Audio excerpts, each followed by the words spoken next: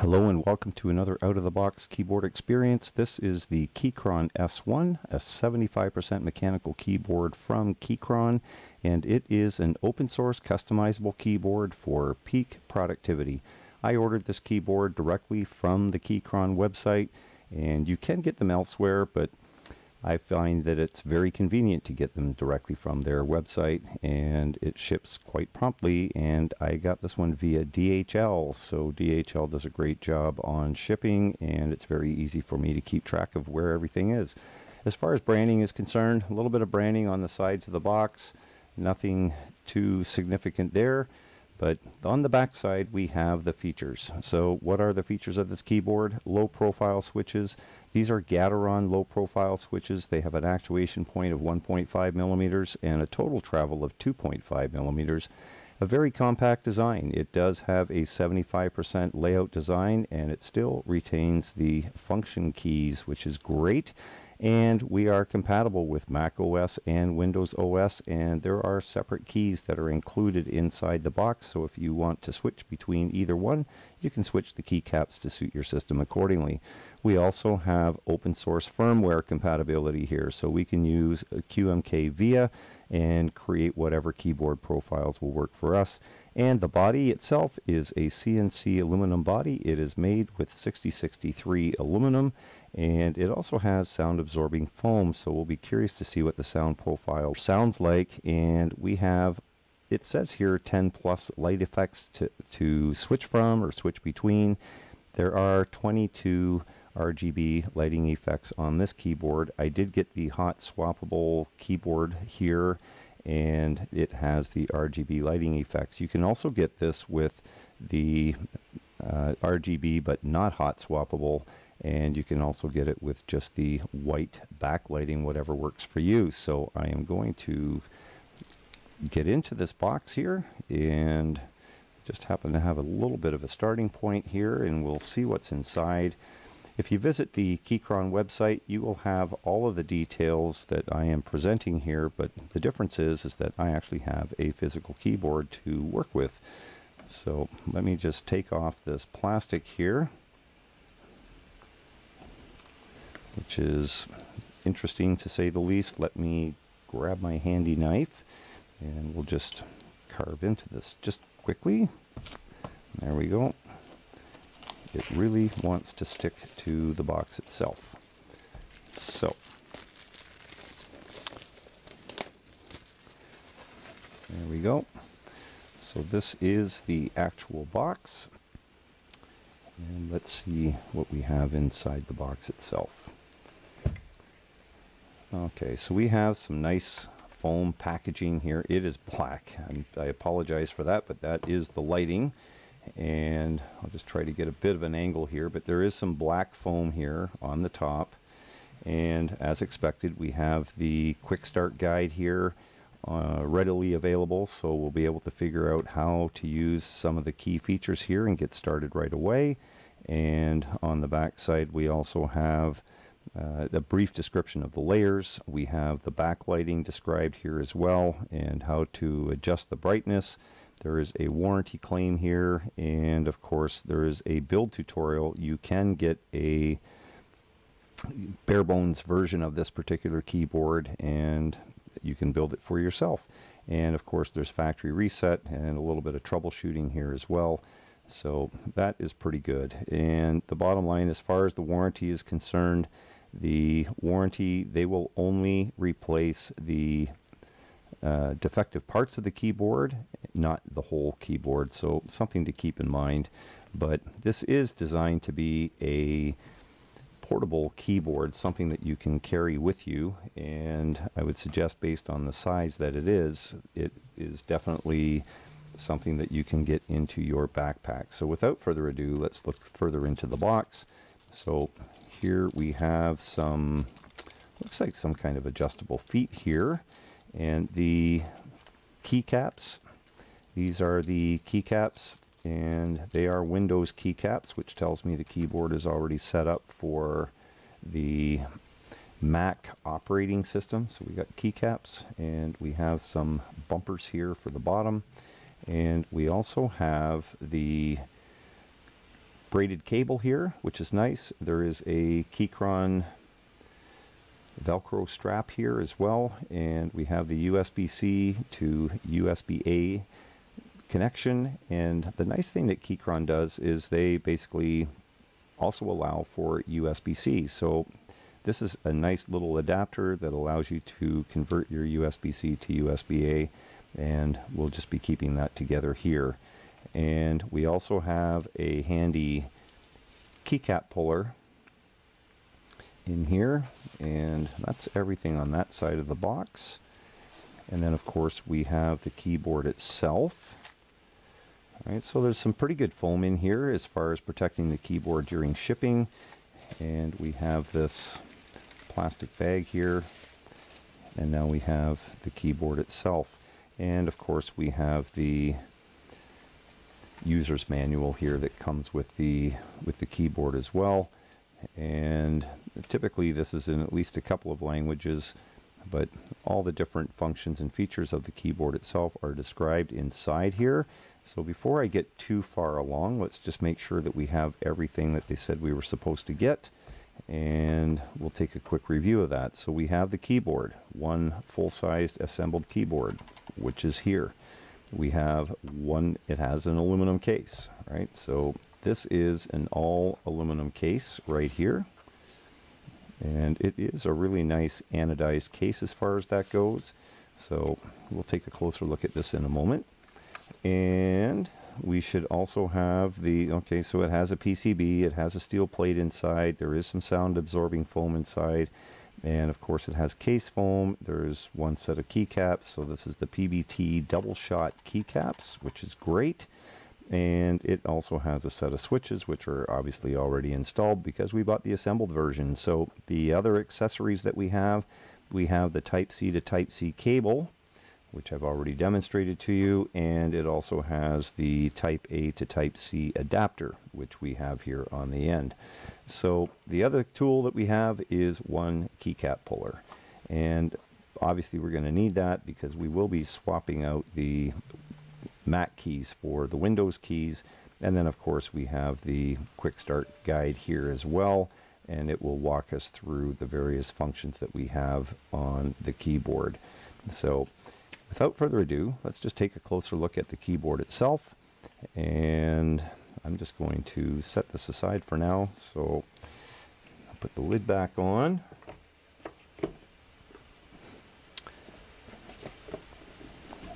Like so.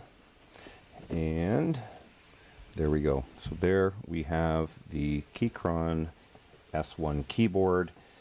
It really is a nice looking keyboard. Just looking at it from here, it's all keys.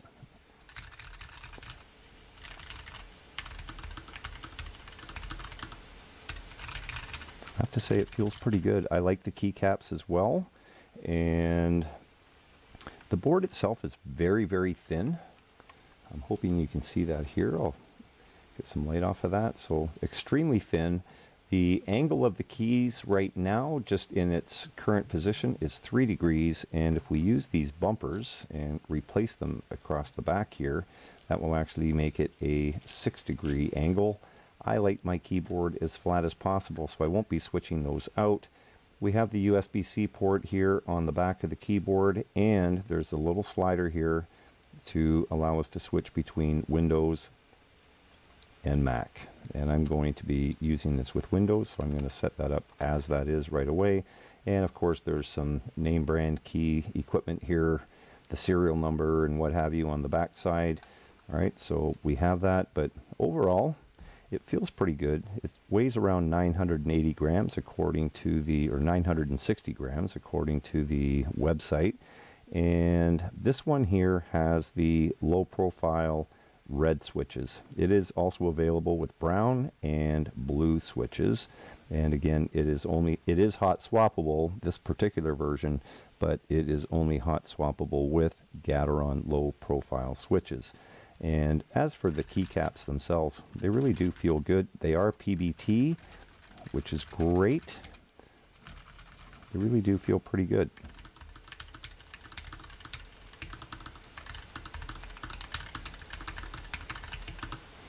Okay, feels really good.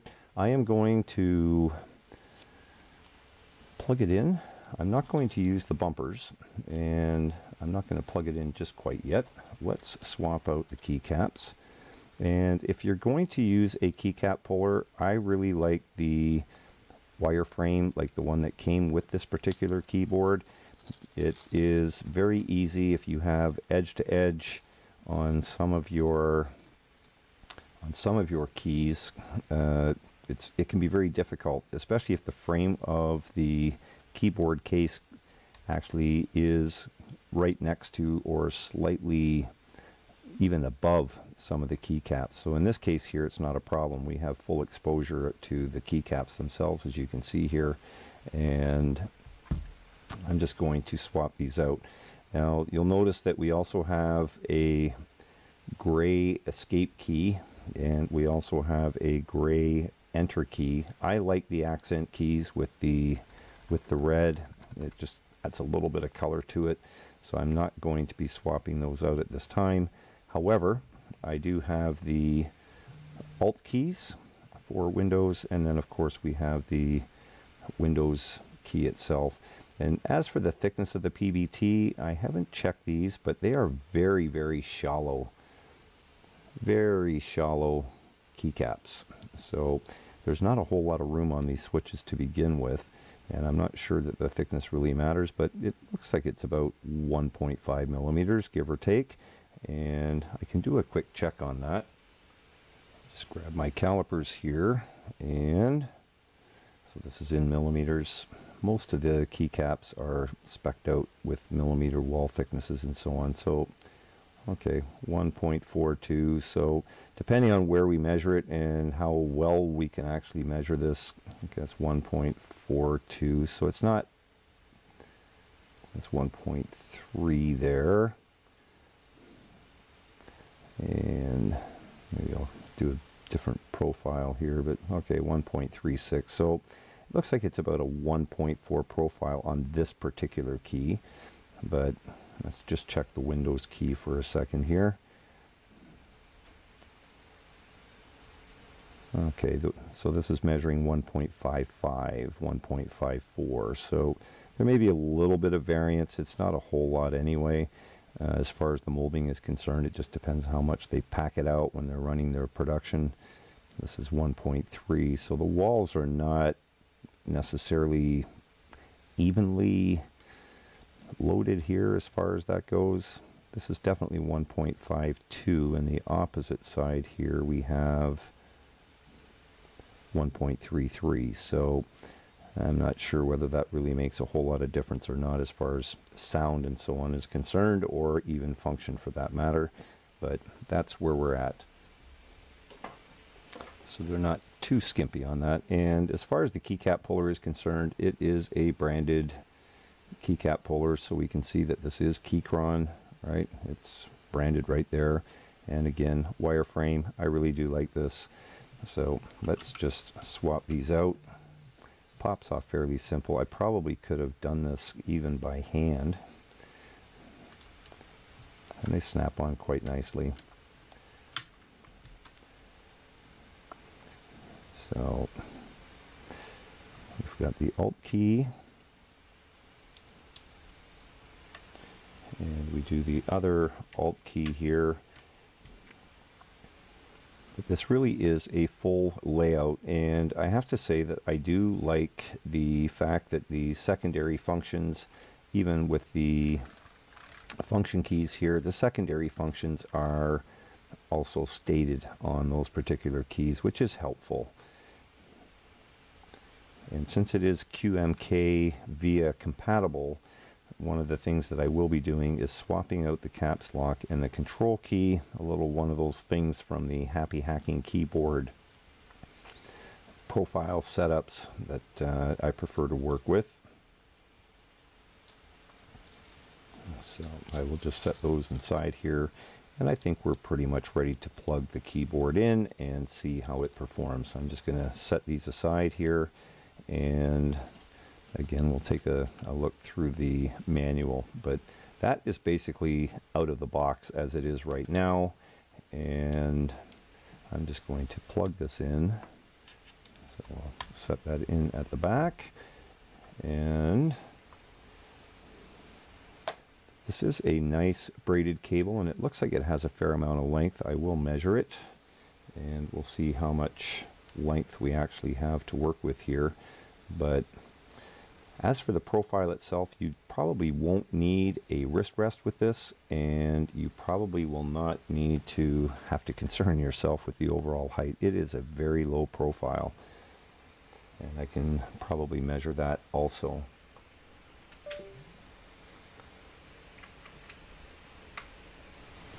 Okay, so the keyboard is plugged in, and we're just going to go through some of the features and functions.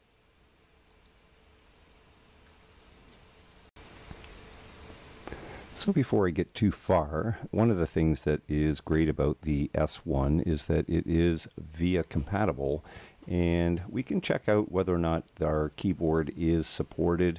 There is a list of keyboards here, and our Keychron S1 is actually listed here, and you can see there are numerous keyboards that are supported by VIA, and there are a lot of the Keychron keyboards are also supported. So as we go down the list here, we can see all the Q series and so on, and this is the keyboard that we have right here, which is the Keychron S1 ANSI RGB keyboard. So we know that it is compatible, and I'm just going to get into the try it now and authorize the device, and we can see that it recognizes our Keychron S1.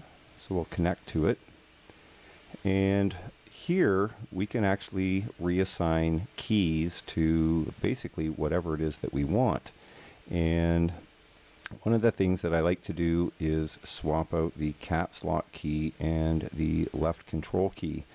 So caps lock, if I click on this, you can see that it's kind of pulsing here on the screen, and the key that I want to put there is the left control key. So we can see now that it is left control, and if I hit the left control key, it is now pulsing, and I'm going to want to set that to the caps lock key, and there we go. So now we have swapped out left control and caps lock. And the reason why I do this as a programmer, and even as just everyday typing, I find myself using the control key a lot for Control C, Control V, or Control X, and Control P, and a whole slew of other control key combinations that make it easier for us to work on our keyboard from day to day. So this is on the VIA keyboard. Now, I did that on layer 0. You can see the various layers here. So that's not really going to do us much good doing it on layer 0. Why? Because that is the Mac keyboard. And layer 1 is the additional functions here. This is what the FN key on the keyboard will give us access to. So I will have to tell you that Windows is the layer 2. And so I'm going to do the same thing here. Layer 2. Click on the caps lock key. I want left control, and I want the left control key to be the caps lock key, which is here. And that's it. So now the keyboard itself will reflect this particular change. And layer 3 is the FN key and the additional functions that we can get supported using the FN key. This is the RGB mode. We have the brightness. We can set the hue, saturation. We also have the effect speed, and that will obviously be with the plus. That means it will go faster. This is the effect speed going slower, and we can decrease the brightness, the hue, and the saturation as well. And this is the RGB mode as well, plus or minus, right? So we have plus and we have RGB mode minus. And then, of course, we have the RGB toggle. What that will do is it will toggle the RGB lighting on or off, and the function Q will allow us to toggle forward, and the function A will, or FNA, will allow us to toggle back through the various lighting patterns that we have. And then of course we have all the other functions for media controls and so on across the top here. I'm not going to change any of those. If I did change something, one thing that I would be looking at doing is the Happy Hacking keyboard basically makes the backslash key here the equivalent of the backspace. And I find myself actually, because I've been using my Tokyo 60 keyboard so much, it's almost a natural reach for the backslash. I automatically find myself reaching for that now, even here on this keyboard, and treating it as the backspace. So I might even just decide to swap those out. So my backspace key will become the pipe and backslash key here. So again, it's a very easy switch that we can do here. So if I hit backspace and I want to swap it out with this, we can do that, and all we have to do is just find the appropriate key here. So there it is. So backspace will get the pipe, and the pipe and backslash, I can set that up to be backspace. So they are essentially swapped. And that's basically it. So we have just changed the program here. So we can set up macros, and we can save and load this. So save the current layout.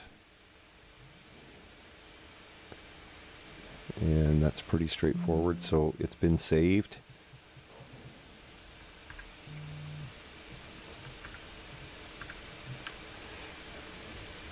And I can tell you, so this is the, so we'll just save this. Okay. And that's pretty much it. The keyboard itself is already set up. So we're going to switch back to the keyboard, and we'll see that we in fact did make the changes to it. So the key here to remember is that layers 0 and 1 are applicable to the Mac machines, and layer 0 is the default, what you actually see. Layer 1, what the top level keys are, and layer 1 will be the FN key plus whatever combination that you choose. And then layer 2 is the default for Windows, and layer 3 is the FN layer combinations that we have under Windows. Okay, so that is pretty much it. So let's get back to our keyboard and see how these things actually look, and we'll do a quick typing test and we'll carry on from there. Okay, so we are now back to the keyboard, and I did make the appropriate changes. So when I press Control key, it does toggle my caps lock light on and off. And you'll notice that there's no indicator on the keyboard to show you whether or not caps lock is on or off. And at least not that I can see here. No, it doesn't seem to be. So the indicator that does show up on the screen is certainly helpful, and my caps lock key serves as my control key at this point. And as far as the additional function keys are concerned, I did also change, actually before I get into the function keys, I also did change the pipe here. So this is now the backspace key, and the backspace is now my pipe and backslash. And the reason for that is that I just find myself, it's a lot easier to reach the backspace key from the home row. It's a bit more of a stretch, and I really don't use the backslash all that often as far as that goes. So again, that's just for me. You can do whatever it is that you wish, as we've demonstrated with the VIA software in getting that set up. So what are some of the other functionalities that we have here with regard to the lighting control? That's really where things are at. So we have a couple of options. Number one, to turn the backlighting on or off, we hit Function Tab. That will toggle the lights off. If I hit the FN and Tab key again, the lights do come back on. And if I want to switch between patterns, I can use FN plus Q, and that will step us forward through a series of patterns. And FNA will step us back through the patterns. And W and S, they are also available to us. And the bottom line is they will change the backlighting brightness. So function, or the FN, I keep calling it a function key and I don't want people to get confused. So the FN key plus S dims the lights. FN key plus W will brighten the lights again. As you can see here, E and R and D and F will actually switch the hue and the saturation. I don't want to touch those right now. And then FN plus T will speed up the pattern. Okay, so we can see that that's moving a lot faster, and FN plus G will slow the pattern down. And that is virtually at a standstill at that point. And we can see here, this is very slow. All right, so that's a little bit faster, but it is moving very slowly across. All right, so that's a little more visual. You can see that it's changing, and of course we can go as fast as we wish. So that's a really pretty slick feature as far as that goes. And then of course we have the other FN key combinations up here with regard to the function keys. So the FN plus F1 will actually change the brightness of your screen. So FN plus F1 will dim your screen, your primary screen, and FN plus F2 will brighten the screen. FN plus F3, that will allow you to select various windows here, and the pattern is shown, right? These patterns really do help out. Just going to hit the escape key there for a minute. And then we have FN plus F4. That will bring up our system here, and the bottom line is we have a little My PC type of window showing up here, and I'm going to close that. I'm not showing my screen at this point.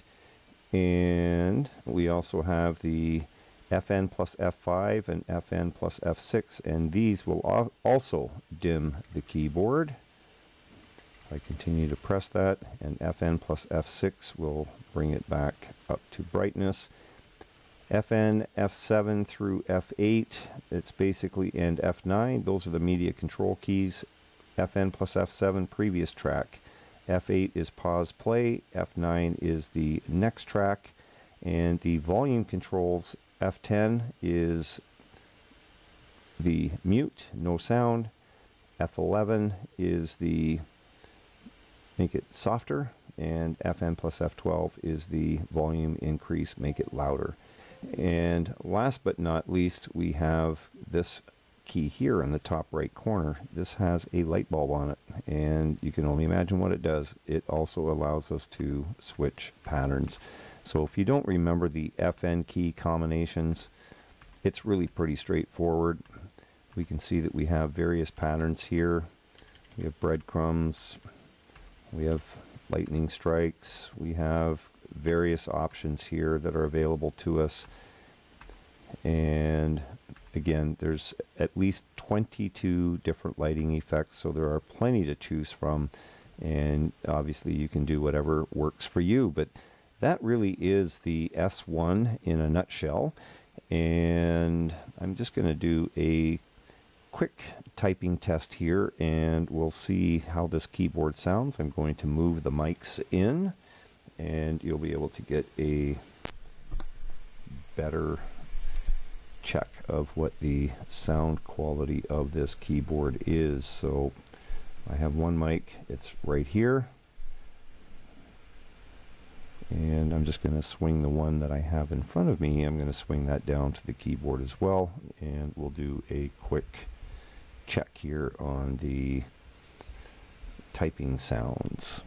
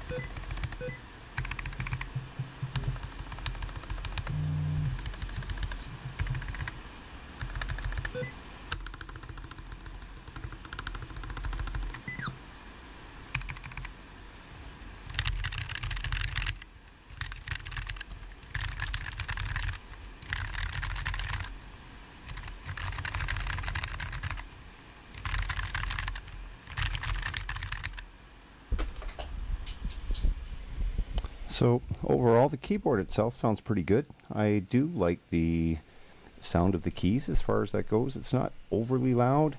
These are the red switches, so they are linear switches, and they've got, I think, 50 gram force of effort to actuate the keys, which is very reasonable as far as that goes. The keys themselves are very responsive, and I have to say that the overall feel of the keyboard is really quite nice. And as far as some of the other features, as far as polling rate is concerned, it is 1000 hertz, and which is pretty much typical. And as you may or may not have guessed, the RGB lights are north-facing RGB lights, and there is really a lot of good things on this keyboard. I really do like this layout. There is a lot packed into this, and it's all keys. Very, very minimal presence on the desk as far as that goes, and I really do like the look of this S1. It really is worth the money. And as for the price, I believe I paid $129 for this. That's US dollars, and I'm going to call that my landed cost. There was no any other really additional fees other than the shipping costs, and again, depending on what you buy, I'm not sure if they have a deal if you buy the keyboard and it's free shipping, but I will tell you that in terms of value for the money, this really is a great keyboard. I think it presents great value, very portable, very nice weight as far as that goes, and I think you will consider this a great investment as far as that goes. This keyboard has a lot to offer. I love the PBT caps as well, and it really does feel great. So a wonderful addition to the desk. This for me is a highly recommended buy. I have a lot of Keychron keyboards. I can tell you I have pretty much every Q series keyboard, and I was really surprised by the S1, and I have to say the value that it brings to the table here is really quite something, all things considered. There are keyboards that offer a whole lot less and cost a whole lot more. So is it premium? I would say this really does have a premium context to it, and I don't think anyone would be disappointed if they actually purchased one of these for themselves. As far as I'm concerned, this one here is going to be staying on my desktop for at least a while, and we'll see what it feels like after a couple of weeks, and I've had some more time to play with it. But until that time, thank you for watching, and we'll see you next time.